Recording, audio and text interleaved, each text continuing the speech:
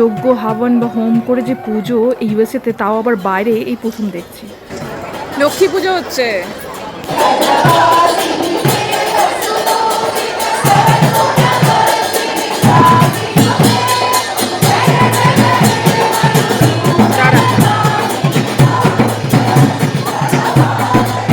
এত বছর ইউএসতে আছি, বাইরে এরকম জাঁকজমক করে যে কোনো পুজো হতে পারে সেটা আমার সত্যি এতদিন কোনো অভিজ্ঞতা ছিল না দেখার। এমনকি ইন্ডিয়াতে থাকাকালীন এরকম পুজো আমরা সেরকম দেখিনি। দেখো আমার ছেলেমেয়েও দেখে অবাক হয়ে গেছে।